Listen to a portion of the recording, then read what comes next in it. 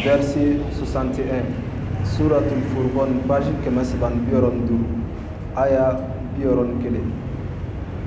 أعوذ بالله من الشيطان الرجيم. تبارك الذي جعل في السماء بروجا وجعل فيها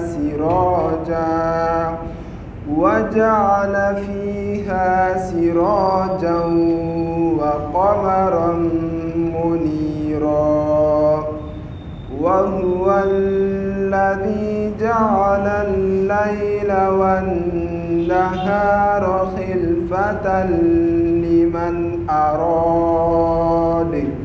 لمن أراد أن يذكر أو أراد شكورا.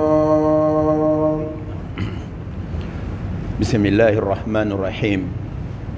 إن الحمد لله نحمده ونستعينه ونستهديه ونتوب إليه ونعوذ به من شرور أنفسنا ومن سيئات أعمالنا، فإنه من يهده الله فلا مضل له ومن يضلل فلن تجد له وليا مرشدا، وأشهد أن لا إله إلا الله وحده لا شريك له، وأشهد أن محمدا عبده ورسوله صلى الله عليه وعلى آله وأصحابه وأزواجه وذريته ومن تبعهم بإحسان إلى يوم الدين. سبحانك اللهم لا علم لنا إلا ما علمتنا إنك أنت العليم الحكيم. اللهم علمنا بما ينفعنا برحمتك يا أرحم الراحمين. أما بعد، أيها المستمعين الكرام، فالسلام عليكم ورحمة الله وبركاته. وعليكم السلام ورحمة الله. أمبي الله تعالى تنكالا برغدا كيشي أني نما وبالو تعالى بلامو ينفعكو شروع دام فمولا فسمانديغا أني ما يسندا سنانولا ني بارجمان كلي فوتا سي قيامة دوما. الله ربنا ألاك ألاكرا تغنيغون نغاين فتان كتا أني غنياتا بلا جلينا وكو فمباديو أني أنغا ولاندا بنيغونا مو يقرأ بايلا مني كان كان سورة من نامبولا سورة الفرقان، سورة من بيتشين أني قالوا كو فرق أبو نيغونا أمبرغا آية من كلام دولامي. الله سبحانه وتعالى أغا سينغولا أناغا كيلي بغانشيا أناغا كيلنتغيا أبو دي إيرانا دل قدرته وحدانيته كالاغا سينغولا إيرانا أناغا كيلي بغانشيا منا بارا منون كيليدو نابورا لي الله سبحانه وتعالى دام فنتي ممسغا بارا نونون كي بارا دوبي ala yo latige aga danfen do bisego o bara nunu limité ka ke inafo ala ya ke tugamina me bara do bi ala mo doni di danfen shima wa danfen joroto la hala shila o bara do de fleni sangulo dani ani masiri minu mi sangulo la ani dogulo dani ani masiri minu ba ko nana masiri minu ba sanfe danfen so golo ladige masiri minu glane ndo la danfen so golo ladige o ka bara ke tawla inafo kaloni lolo bi sangulo kono tugamina aha anya sojo ka ke ina fa Allah subhanahu wa ta'ala sangulo korota tugamina o sojo le minun kera alay lolo ni kaloni kilo kala tugamina on fene ambulu kanga sokonna no utuga kilena o min flene o itamansire ka irana ambe Allah subhanahu wa ta'ala la de aga ketawla minyi ala yara kilin doron piga ketawla sa ala bi godo de fayana ka irana ka fa alay alami na kilin doron pikanga bato ani dan fewti kilenyi origato amina aya damina noye ago tugodi. تبارك الذي جعل في السماء بروجا. مسaka here chayara masaka bonya chayara masaka nema chayara masaj mendo ja'ala fi samai buruja masaminyi lolo ke sangulo konona al buruj lolo ala do kale lolo fixé sangulo kono aha ala fixé togo mina o dona bila sigale ala kelen doron pedema ago kale de lolo kayo fixé sangulo kono lolo ka chan ni Allah subhanahu wa ta'ala ka dan fɛn caman ye dan kun jumɛn bɛ lolo la Allah subhanahu wa ta'ala bolo i n'a fɔ a yɛrɛ min fɔ an ɲɛna kuranɛ kɔnɔ ni kata da b'o la kalan ye Allah subhanahu wa ta'ala ye lolo da lahalaya 3 kama kuranɛ kɔnɔna na Allah subhanahu wa ta'ala o perepere latigɛ an ye minnu b'a fɔ karisa n'a ka lolo ni masina n'a ka lolo ni ye khurafatiw ka kumakan ye ni ye filankafow ka kumakan ye ni ye fɛn fɛn b'a la ni silamɛya tɛ jɛ n'o ye Allah subhanahu wa ta'ala ye lolo da fɛn min kama fɛn 3 a fɔlɔ fɔlɔ fɛn jumɛn ye k'an na kan da dugukolo sanfɛ an k'an taga yɔrɔ n'an nasiraw dɔn n'an b'a fɔ ma ko busol busol talen don ka bɔ lolo de la busol dɔnbagaw n'u bɛ yɔrɔ dɔ la kɔrɔn ye yɔrɔ jumɛn ye tilebin ye yɔrɔ jumɛn ye kaɲaka ye yɔrɔ jumɛn ye baba ye yɔrɔ jumɛn ye busoli dɔnbagaw b'a yira i la o busoli danna ka bɔ fɛn jumɛn na lolo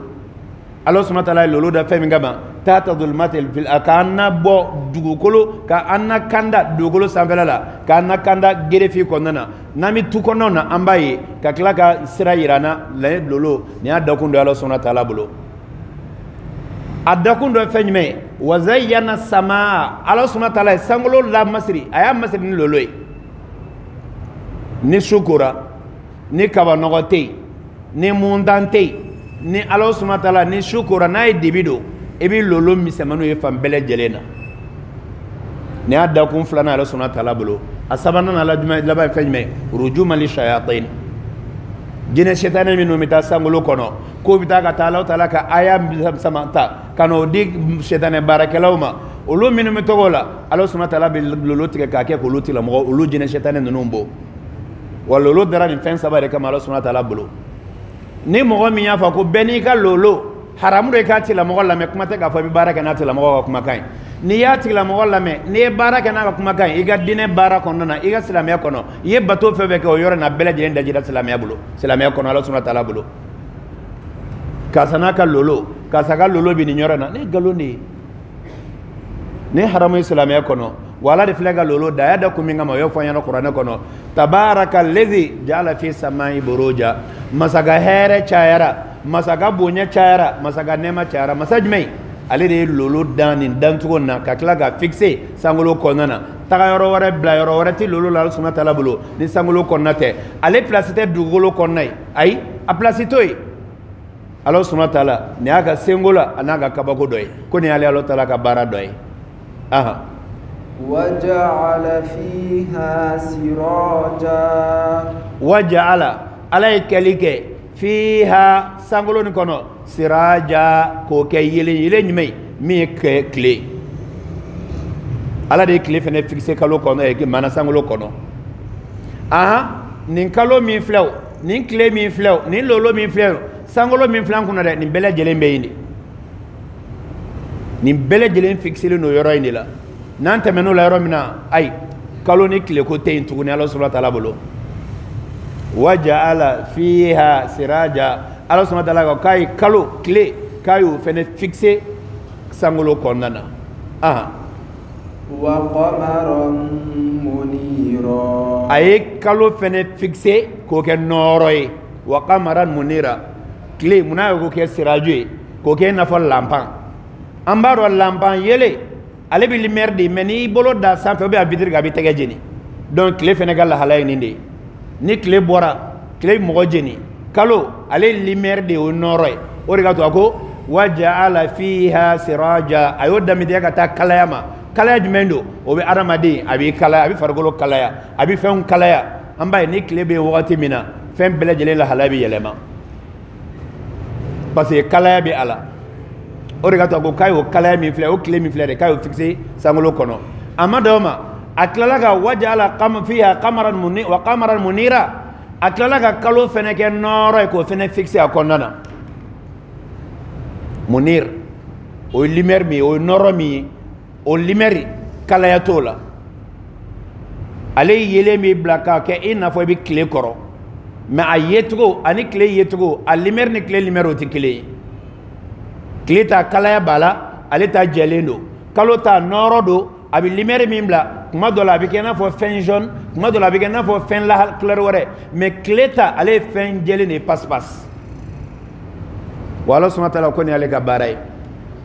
wa qamaran munira ay wajala fiha as-samau wa qamaran munira ay sangolo fene kay kalo fene fixola kalo mimbala na ale yele noroy abi lumière mindi a lumière abi aramadeu abi ato ebi yeli ke dibi fin kondana ni Allah subhanahu wa ta'ala ka hinay ala ko kali ka bara de ni dan fe nyime mum segan barake ni kera dombagay doningale tugo wotugo isega kalo fixé ni kera doninga bagay tugo wotugo isega clé fixé ni kera doninga bagay tugo wotugo isega lolo fixé isega o fixé tugo amnare isega glan tugo fenela mo sega ni fen sabada ni yake tugo wotugo yella degeli dege suna Allah subhanahu wa ta'ala tantikele isega limité ka ke tugo de ka ke photo ou bien ka glan fin de la halaya de la mais ka ke ina falo subhanahu wa ta'ala ta ni clé boira ni sukura sisa ni kalo boira mo kelen be ni to mana be kalo bi ga to may no fe subhanallah ni ala ga sengula dori hal na mo batami nyon fe ni min tagara yan fe kalo bi to go no fe ni min tara no fe kalo bi to go no fe ni mu clé kalo bi to go no fe ni mu segna ko kalo bi to go no fe kalo kelen dorombe de bi sanfe ma tugulu nan kelen bele jele no fe dalla qudrati wa hadaniyati kala ga sengola yirana naga kele bagantia lolo min flani ale limer mambo dugu kolo sanfe na fo kalota mais ni temena sangolo na doran limer sura lalai e ba sura limer ka boni du ka kalota yi Allah subhanahu wa ta'ala ka kabako ni lolo ni e ba kuma dola e bi siglento e ba lolo bi tiga ka pir ka sina ga training ga sina ga tunila kabakodo kun nyuma mbala Allah subhanahu wa ta'ala jine shaytané dore boni ay bidaya mo ni khurafato ni mushriku mo uluga kuma gan fe nyuma dola ko mo bado bangino be mo bado sara subhanallah Allah kira sallallahu alaihi wasallam ayo galon tiga fo nyana ka kuma kauna kalo clé lolo nunun ti feni mo ga sayay o ti feni mo ga bangini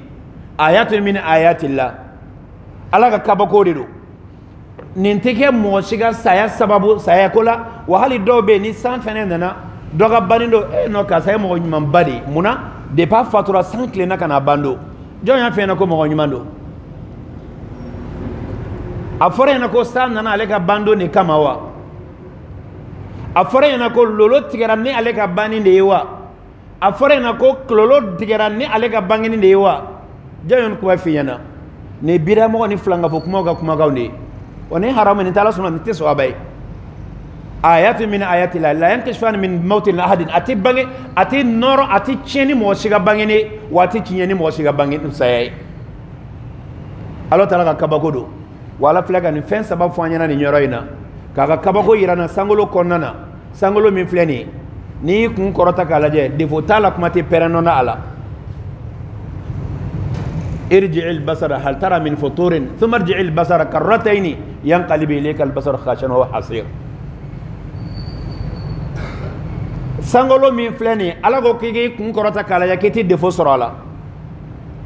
perenoti ala o ti ala defo kele ita sorala woni tara dunya yoro be sangolo kele ni soray ita yoro shila ka fo nin jamana de ni a semeno lo sangolo yoro la mad in kazauti dan fe munu ga fe ungla iba soro bu ga marki u kala ka différence ga ba mo wora ga glan fena sangolo la je jonga différence be ala feminu mbala jonga fen différence le ndo ala ka blay wala subhanahu wa ta'ala ga sababu kabako dene tabarakal ladhi origata kuma kan na ga sengola ituguni masaka here chayara aga here bonyana aga here cha bargayala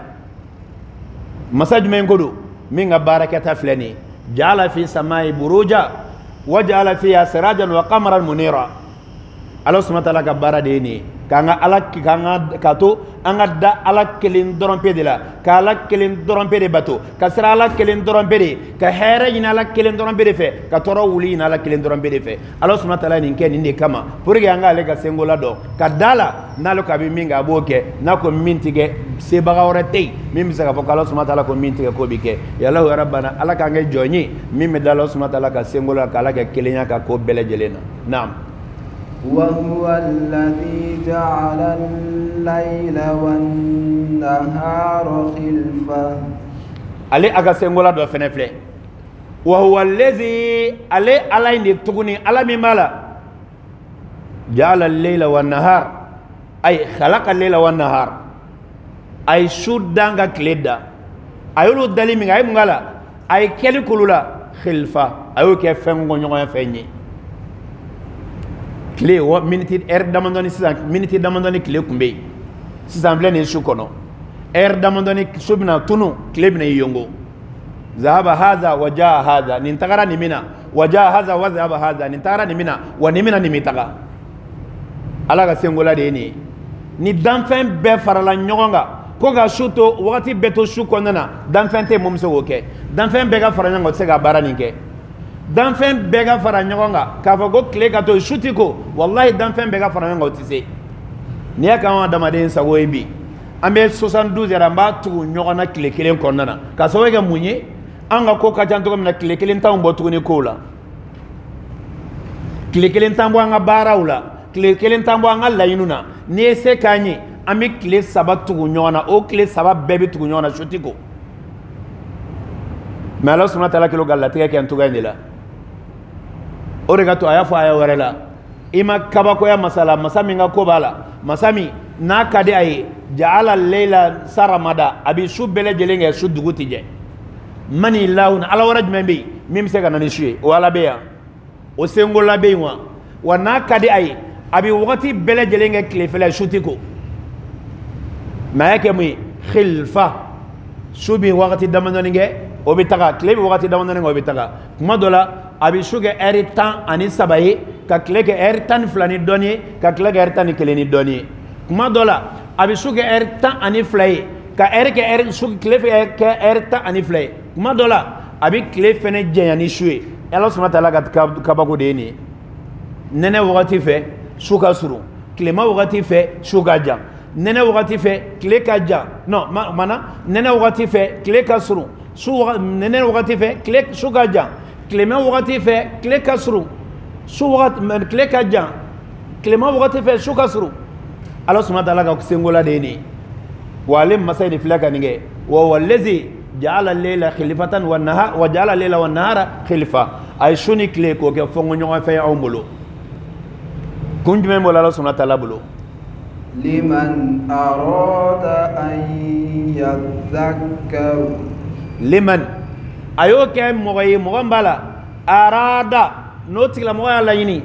anya zakara ogata shika wajuna Allah subhanahu wa ta'ala ka kabakoyi kado kala kelendro ne be kotigi ale kelendro be de singula masai wale kelendro be de bato masa fenay liman arada anya zakara ne mogami nya la yini kala subhanahu wa ta'ala wale nyumando kala subhanahu wa ta'ala ka wajuni ninye kado dan fente mum seganinke kado sengola te mum seganinge ka don ala wara te mum seganinge ala tin chiere la de mais dans adama de mulu ala wara be mais ala wara mi be ne o sega fa wara ken ala subhanahu wa ta'ala tate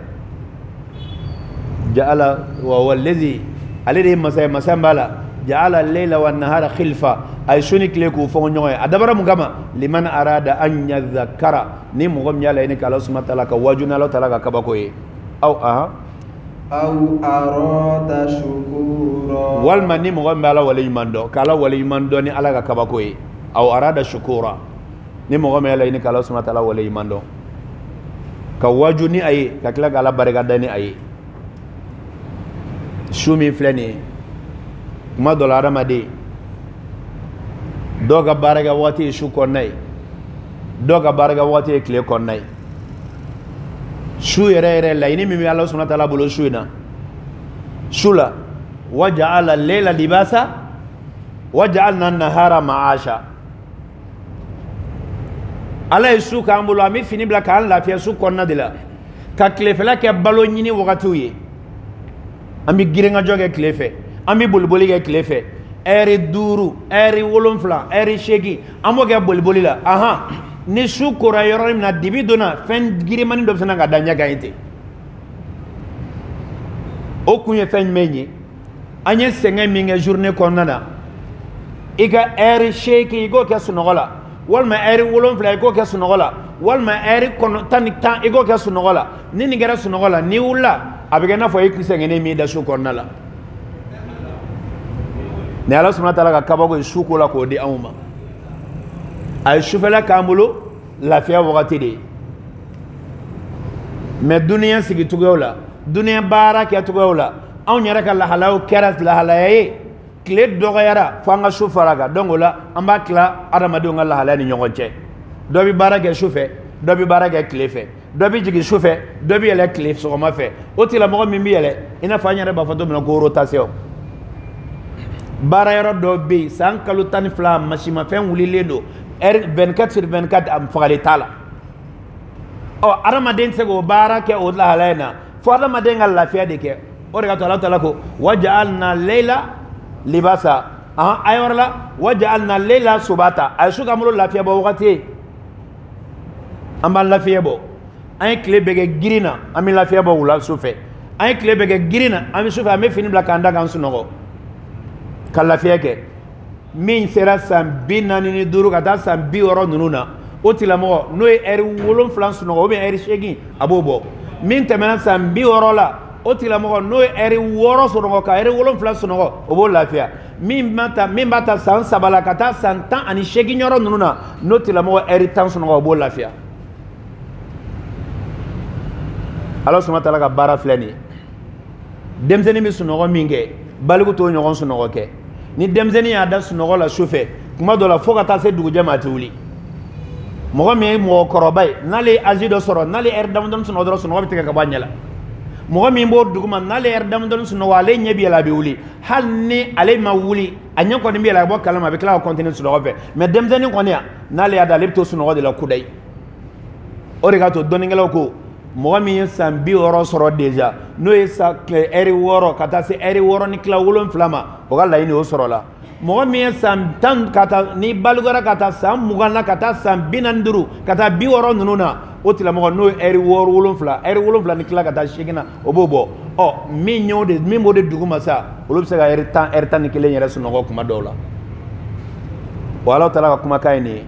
ale masawala shuke awnyi mana ale de kile ketano ka su ketano ka kila kan la halal nun kanyen tugaina ay suda ka kleda khilfatan liman arada an yadhakkara aw arada shukura ni mo mi nyala ini ka waju ani mo mana la ini ka Allah subhanahu wa ta'ala wala imando ni nimfem bilbilba nununyi Allah ya rabbana laka ngai jonye mi Allah subhanahu wa ta'ala wala imando alaka nema nunuga alaka ngai jonye mi Allah subhanahu wa ta'ala wala imando alaka keta nunuga ka keta silifenye an kelen bele jelemulo parce que nakira wajulu fene bulo ibala barikada kala wali imando mais namake wajulu fene bulo ala barikada kuma do ti sora ibulo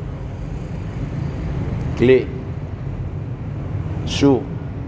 kabako chamamba bini flakono mais shuga kabako de ka jugu bo kateme clé taka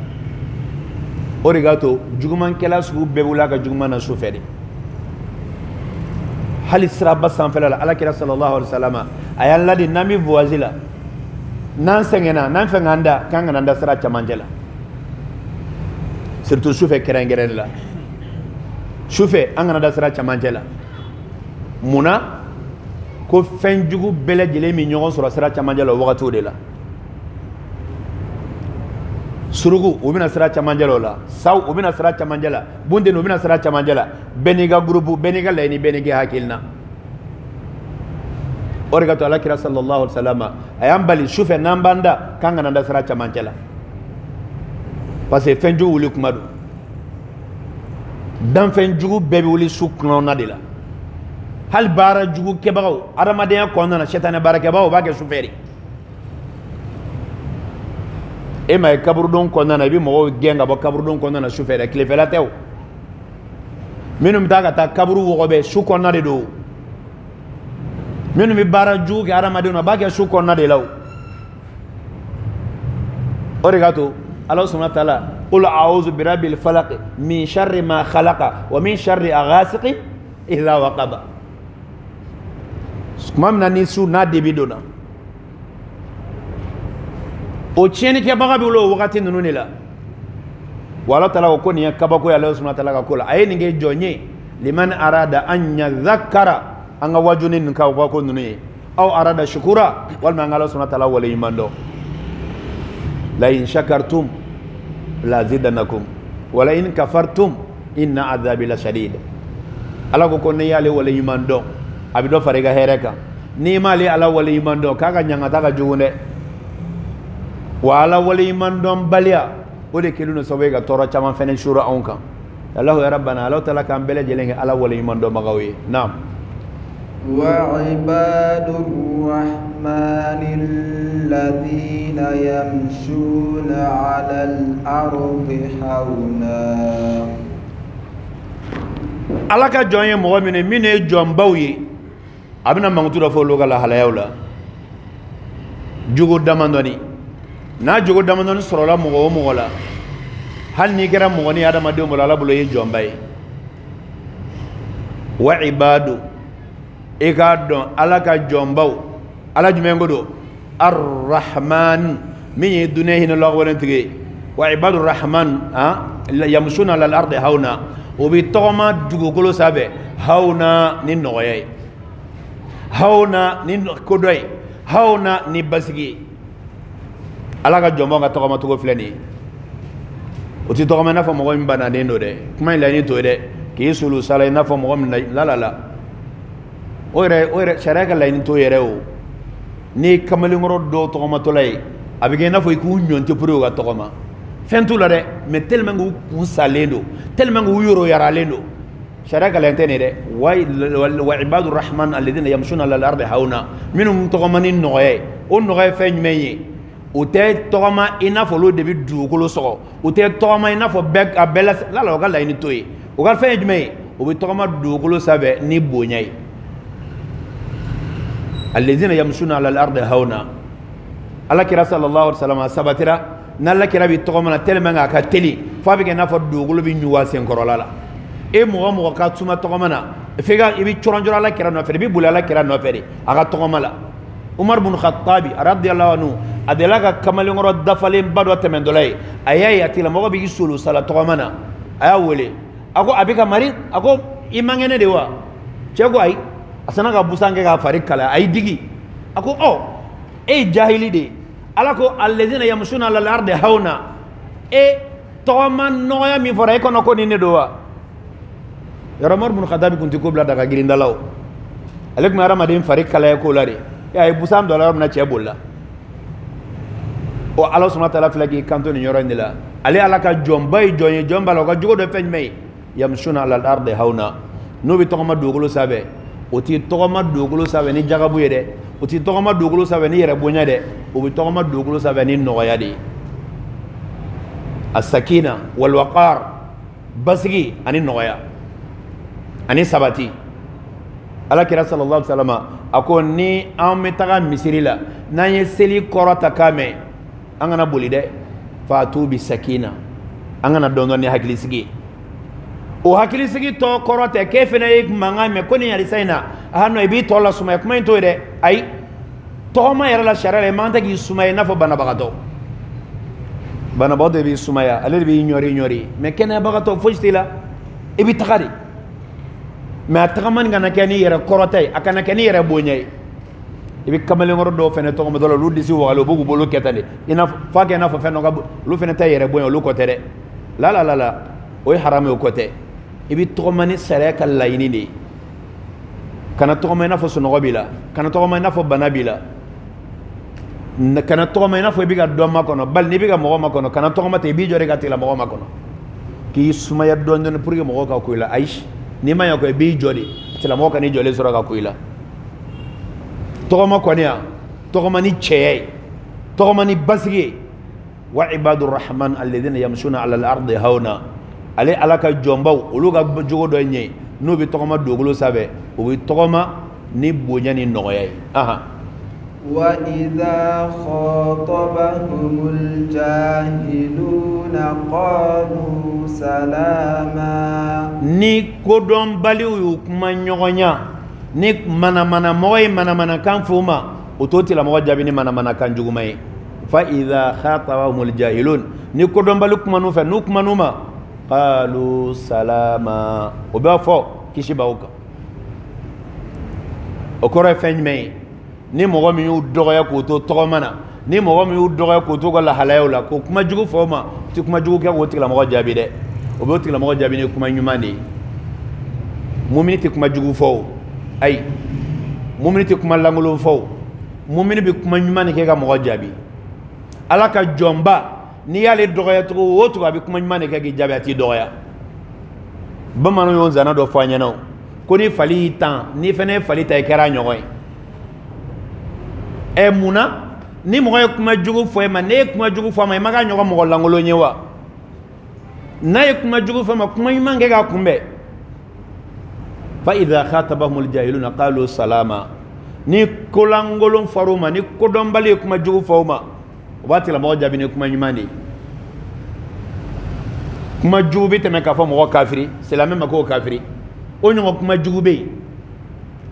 mɔgɔ min ka kodɔnbaliya mana to a ko k'i kafiri e kana fɔ k'i fɛnɛ kafiri dɛ e ye ala ka jɔnba de ye qalu salama i b'a fɔ o tɔ la ala k'an bɛɛ kanda ale ka kumakan man tɛ a to k'e bɛ kɛ kafiri ala fɛ yen n'a ko k'i kafiri n'a ka kodɔnbaliya yayi ko fa idha khatabahumul jahilun kodɔnbaliya de don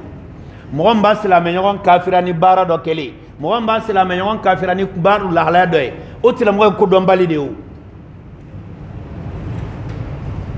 o ye kodɔnbaliya de ye mɛ n'a ye kafiri ala k'o kɛ mɔgɔba ala ka jɔnba ta kafiriya dɛ ala ka n'i kanda qalu salama ala ka n'i kanda ala ka n'i sabati ala ka dɔnni nafama da n'i ma i bɛ dugawu de k'a tigilamɔgɔ ye fa idha khatabahumul jahilun qalu salama parce que kodɔnbaliya de b'a to a bɛ nin kumakan nin fɔ k'a fɔ ko ka mɔgɔ kafiriya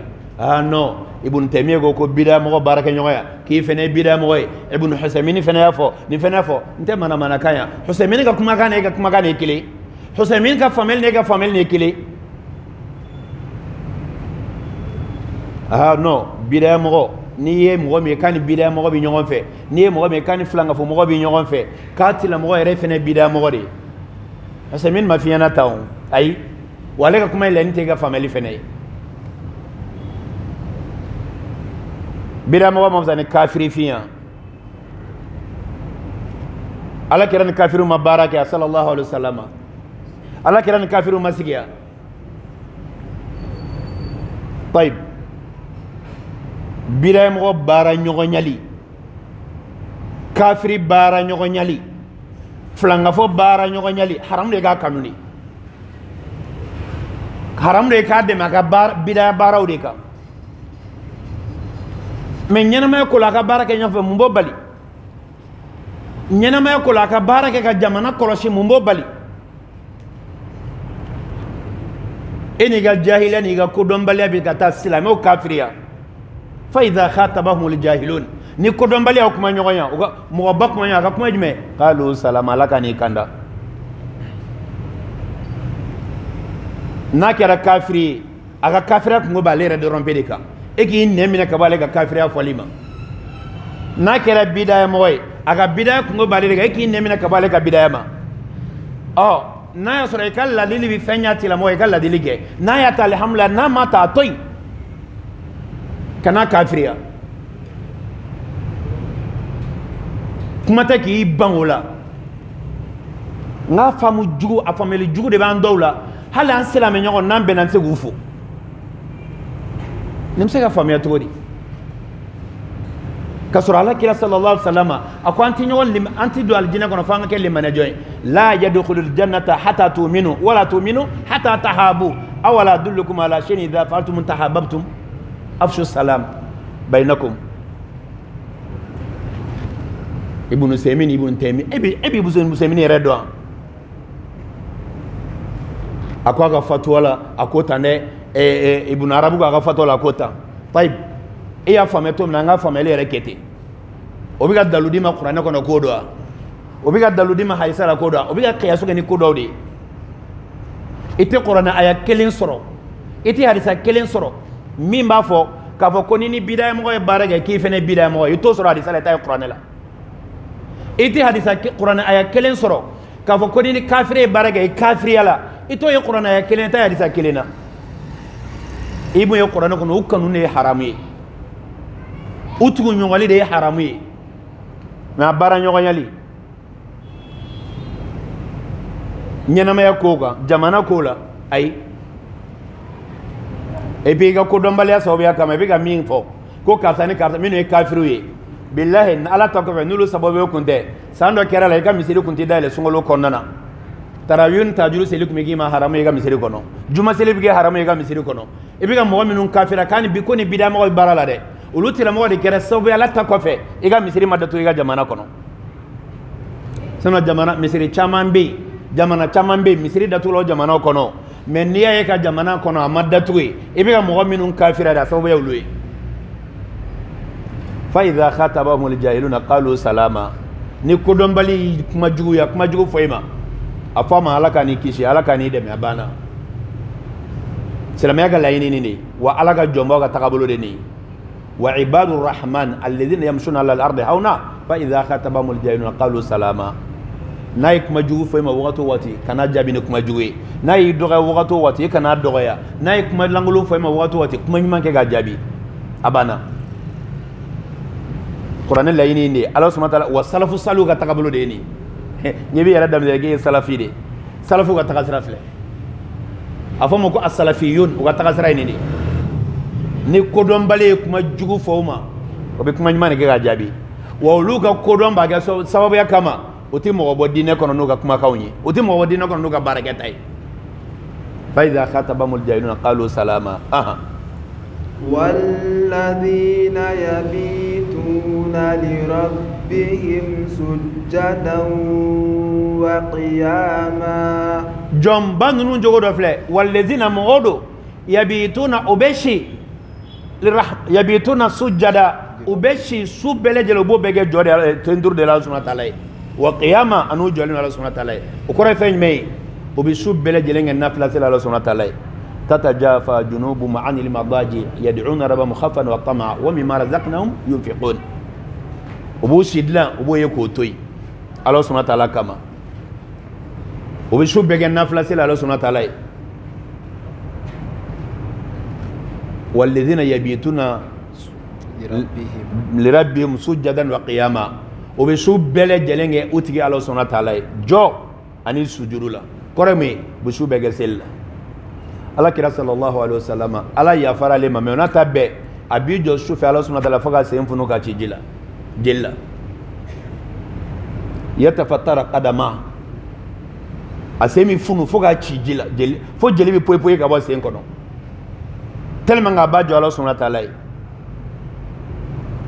والذين يبيتون للرحمن سجدا وقياما لربهم سجدا وقياما مغدو obijo utiga Allah subhanahu wa ta'ala shufe obi sujuru ga utiga Allah subhanahu wa ta'ala shufe alaga jombao mbode fo eminyi lahara nyini nge bagay lahara nyini bagay e kanga sube ga suno wala o manganga kew lahara nyini baga manga sube ga suno wala fiu fo su wakati do la ka wuli ki jo Allah subhanahu wa ta'ala iri fo su wakati la ka mu'minu tawdani fo su wakati la ki yara masuna Allah subhanahu wa ta'ala la de mega su bege gorondola e dunya yi naw tiga su bege su nogolaw kuma te mimi lara yinina RFI la jege su wagato wati ne arajo tourner kabla RFI la ba so rabi kulela mo kuna o RT ka fo a wati la saranga datu nganda ka suno kuma te olubi dunya yinina e mimi lara yine ga su bele jelenga su nogola wala bi ga jomba mangutu ni su feseli o bida mo min khurafati min ngoko o shufel seli fena ko talatay Allahu akbar anga jamana ngone garanta shi don jamana yere de goyi da shi do jamana do da meni kuma kan fene tato ko ne oni mo me barage ko tila mo fene kafiri o kama o de mushkila ko law o de problème o ni mo mi ko nafla seli ko e galoyi e qur'ana ya galon tigiya ni tada binya foyena halo tigla mo garati kafira folo sharia la folo na ya sura ya fani kodon baliyai ate kafiriya men ni aya sura adonya balakala ka galon tigiya kafiriya la oh e kodon baliga famela hal no ni mo me baraka ko fene kafiri o famia togori والذين يبيتون لربهم سجدا وقياما alaka jombao o bi su bele jelen jo Allah subhanahu wa ta'ala Allah kan ge jo mi su jo Allah subhanahu wa ta'ala naam والذين يقولون ربنا اصرف عنا عذاب جهنم usrango jugu Allah subhanahu wa ta'ala kan nyangata ya qiyamah do obi kan bara bege halisa o bala deli kuma kan dawla walladhina mogodo mogombala yaquluna obi ofo oga kuma kana rabbana anti ala asrif nyontilike jengenike anna kabonka azabun jangatala jahannama mi jahannama nyangatai obi ga su bege Allah subhanahu wa ta'ala jola selila kala deli dan fentu kalama wakati la muso ta kalama kuma tɛ den ma kuma tɛ mɔgɔ wɛrɛ ma so kɔnɔ o bɛ nin bɛɛ kɛ Allah subhanahu wa ta'ala de kama Allah ka yafa o ma o kɔfɛ o bɛ mun fɔ yaquluna rabbana sarif anna azaba jahannama inna azaba kana gharama aha Allah an kisi ka bɔ i ka jahannama ɲangata ma jahannama ɲangata jɛngɛ ka bɔ an kan sarif a jɛngɛ ka bɔ an kan o bi ka sunjɔ o de kama o bi kuma ɲuman fɔ o de kama o bi tɔgɔma dugukolo sanfɛ ni basigi o de kama o tɛ mɔgɔ dɔgɔya o de kama o tɛ mɔgɔ jangabɔ o de kama o tɛ mɔgɔ kafira o de kama rabbana sarif anna azaba jahannam jahannama ɲangata an kisi ka bɔ a ma Ala an b'o ɲini i fɛ aha inna azabaha kana gharama jahannama ɲangata min filɛ nin ye Ala a sabatilen don dɛ a bɛ kɛ dɛ inna azabaha i k'a dɔn jahannama ɲangata kana gharama a kɛra fɛn fɛn mara n'a sabatilen don a bɛ sabati a bɛ kɛ a bɛ dumi mɔgɔ kan ni mɔgɔ min donna jahannama kɔnɔ ni kafiriya ye n'i donna jahannama kɔnɔ ni munafiqiya ye n'i donna jahannama kɔnɔ ni filankafoya ye bɔcogo t'o tila mɔgɔ ta la inna azabaha kana gharama jahannama ɲangata nin filɛ nin ye fɛn sabatilen don fɛn dumelen don jahannama kɔnɔ den kan min mana jahannama sɔrɔ ni nin fɛn saba dɔ la kelen ye tayib n'i ko mɔgɔ kafiri n'o tigi mɔgɔ ma kɛ kafiri ye Ala bolo e de kɛra kafiri Ala bolo n'i donna jahannama kɔnɔ bɔcogo t'i la o la kana mɔgɔ si kafira ni jogo dɔ ye kana mɔgɔ si kafira ni waleya dɔ ye mɔgɔ bɛ se ka gulɔ min hali mɔgɔ faga ti kafira ni fagali sababuya ye hali n'i ye mɔgɔ faga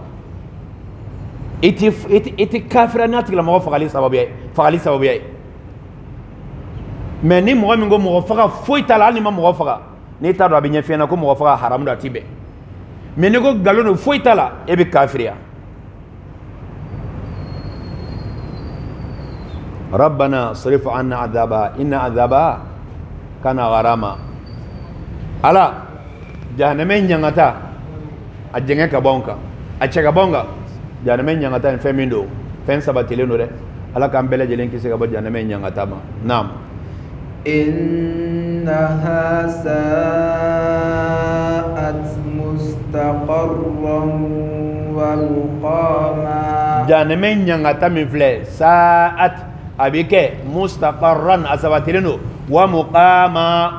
jɔn min b'a la ne o bɛ tileganfɛ dali la a kɔnɔna na nin y'a fasari dɔ bolo wa muqama dɔw y'a kɛ kayilula ye i n'a fɔ tileganfɛ sunɔgɔ dɔw y'a kɛ wa muqaman ayi a tigilamɔgɔ jɔlen don jahannama kɔnɔ wagati bɛɛ lajɛlen a bɛ ka ɲangata wa muqama dɔw y'a kɛ ayi jahannama ɲangata min don dɛ sabatilen min don mustaqarran wa muqama a sabatilen don wa dumuni fɛnɛ don ko bancogo tɛ a la a mana k'a fɛn o fɛn Ala k'an kisi ka bɔ nin bɛɛ lajɛlen ma innaha sa'at mustaqarran wa muqama jahannama ɲangata min filɛ nin ye dɛ siga t'a la i y'i da tileganfɛ sunɔgɔ la o a bɛ k'i ɲangata i b'a kɔnɔ ten o a bɛ k'i ɲangata i b'a kɔnɔ sufɛ o a bɛ k'i ɲangata i b'a la wagati o wagati a ɲangata dumelen don a sabatilen don wagati bɛɛ lajɛlen na jahannama kɔnɔ den kan Ala k'an kisi ka bɔ a ma naam والذين إذا أنفقوا لم يسرفوا ولم يقتروا أجون نونغا مانغتو دو فلي تكون مين جومبا الله تعالى بلو مغودو إذا أنفقوا نوبي نفقاتك لم يسرفوا وتدن سوكي ولم يقتروا تودا ويرا لا دسه Abdullah ibn Abbas ko idha anfaqu alaw yamaramina ko be baraka no lam yusrifu ko ala ka yamara kan bara walam yaqturu uti haramu bara nuga nafaqatu yi nuga nafulo yi Abdullah ibn Abbas aliya fasirin tugaina Jubair ibn Mut'im والذين مغدوا إذا أنفقوا نبي نفقاتك عليه لم يسرفوا كوت حرام منا لم يسرفوا على ويا مرفع لبو بلجلنجة ولم يقتروا على سنة الله يبالي فبلا قالوا تيجروا لك ما تجافكوا بوبارا إذا أنفقوا لم يسرفوا ولم يقتروا على جنبه كبارا فلاني وتدان سقوا كبارا شلا wotu yɛrɛ la dɛsɛ baara si kɛli la u se ka fɛn fɛn ka b'o kɛ u seko damayira la n'u ye fɛn o fɛn daminɛ u bɛ se ka min kɛ k'u yɛrɛ la dɛsɛ u t'o kɛ u b'a bɛɛ lajɛlen kɛ u seko damayira de la idha anfaqu ni sɔrɔ min b'u la ka da bɛrɛ min na u bɛ baara kɛ n'o bɛrɛ ye u t'o nagasi walam yaqturu fɛn min b'u bolo n'u kan ka kɛ kɛcogoya min na u t'u yɛrɛ la dɛsɛ o la misala mɔgɔ min se ka 10 don ala ko da fɛ n'ale ye 5 don ala ko da fɛ a yɛrɛ la dɛsɛ mɔgɔ min se ka 10 don ala ko da fɛ ale ye fɛn dɔ ɲini jagoya la ka na kɛ 10 duuru bɛ 20 ale ye dansago kɛ parce que a se t'ale ye min se t'a ye a y'a yɛrɛ bila o la k'a sɔrɔ a se t'a ye o tigilamɔgɔ ye dansago kɛbaga ye lam yusrifu ala ka jɔnbaw ka baara tɛ nin ye walam yaqturu ale bɛ se ka 10 baara kɛ a seko y'o de a bɛrɛ y'o de a t'a yɛrɛ la dɛsɛ k'a kɛ 5000 ye 10 min se bɛ a b'o de kɛ ala ta la parce que fo a ka faamuya de ala ko la n'i ye min kɛ ala ko la o de bɛ d'i ma n'i ye min kɛ ala ko la ala b'o sara de d'i ma aljaza min jinsil amal a bɛ se ka dɔ fɔri fara a kan mais e ma fɛn kɛ ala ka fɛn d'i ma n'a y'a d'i ma a ka fonisɛra don mais ala tɛ fɛn d'i ma tant que i ma dɔ kɛ a ye dɔ in de kɛli de kɛ sababu ye n'i y'o kɛ a bɛ sɔrɔ ka fara an ka k'a la bonisi misali la Orange Mali ka promo kɛ sisan 200% n'i ma crédit ta a bɛ bonisi d'i ma ka sɔrɔ i ma crédit ta est ce que a bɛ bonisi d'i ma n'i ma crédit ta i bɛ crédit de k'i kun a bɛ sɔrɔ ka bonisi k'i kun ala ta fɛnɛ o de ye ala ye baara in kɛ sababu de i bɛ baara in kɛ a bɛ sɔrɔ ka cadeau fara a kan ala ye mun se k'i ye o kɛ i se bɛrɛ la idha anfaqu walam yusrifu ala ka jɔnbaw tɛ dansago kɛ walam yaqturu u t'u yɛrɛ la dɛsɛ min se t'u ye lahiya seli ma tɛmɛ sisan ni se t'i ye ala ko k'i kana i kana t'i yɛrɛ bila juruta la ka lahiya kɛ n'i yɛrɛ bila juruta la i ye dansago walam yaqturu se bɛ ye ka 30 saga san e kana taa 12 saga san i kana i yɛrɛ la dɛsɛ non ko ka ca cɛ ni yɛrɛ la ne bɛna lajɛ ala ko an ka saga faga dɔrɔn n bɛ saga faga e bɛ taa ka taa 15 20 n'o saga la hali n'a laselen don baasi t'a la mais i yɛrɛ la dɛsɛ lahalaya min na i kan ka 30 ta min san n'ala kan ka bénéfice caman d'i ma o la i ye 20 ta min san n'i dan'o ma ala subhanahu wa ta'ala i yɛrɛ la dɛsɛli min kɛ ko mumini ɲumanw baarakɛ ta tɛ nin ye olu ka baarakɛ ta tɛ nin ye wa nin ye sariya ka laɲini ye wa ala ka jɔnba minnu b'a la n'a y'u mankutu u ka lahalaya filɛ nin ye nin lahalaya y'u ka mankutu la mankutu b'a la n'ala y'u mankutu n'o fɛnɛ ye a dɔ fɛnɛ ye jumɛn ye وكان بين ذلك قواما dansago ani yɛrɛ la dɛsɛ k'u b'o de ni ɲɔgɔn cɛ o tɛ dansago o t'u yɛrɛ la dɛsɛ wa kana bayna zalika qawama o bɛ sabati o bɛ jɔ nin de ni ɲɔgɔn cɛ o de k'a to dɔnnikɛlaw usulutigiw bolo kumakan dɔ b'olu bolo fɛn o fɛn bɛ yen a camancɛ i ka kɛ camancɛ dunga la o de ka ɲi a la i kana kɛ tan i kana kɛ tan ghayril maghdubi alayhim wala dɔɔlin minnu bɛ yen n'olu ye dansago kɛ ani minnu bɛ yen n'olu fililen don anw ta ye jumɛn ye an bɛ camancɛ de la wa muminu ka lahalaya in de ala ka jɔnbaw ka mankutu de ye nin ala ye jɔnba minnu ka kuma ka fɔ kuranɛ kɔnɔna na kɛrɛnkɛrɛnna suratul furqan aya labanw don ala ka jɔnba filɛ k'olu mankutu ni lahalaya in na a dan tɛ nin ye a dɔ wɛrɛ bɛ yen o ye jumɛn ye hanal waqt طيب ko wagati sera donc a ye mankutu ba 7 ou bien 8 ɲɔgɔn fɔ ni aya 3 in na a mankutu tɔ bi kɔfɛ amnu ka mawtu fene foyena may na Allah subhanahu wa ta'ala fe akuma kan nunu famel ko Allah ta'ala ko no yam bele jele aya fu kuma ko aya ko nana aya ira mo minnu be na la ka jomba do to ma to ayo foyena folo wa ibadur rahman alladhina yamshuna ala al-ardi hawna ayo kan mawtu foyena wa idha khatabahumul jahiluna qalu salama koni kodon balu be kuma fe nulu kuma no fe no kuma langolon fuye o kodon balu nga kuma no mu fuye na ala kana okanda ala kana okishi ala kana okanda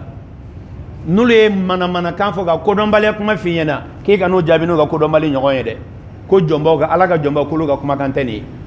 anye misali chama ba bolaka a misali do jumay ki islam nyogo ko kafiriya ni bara do keli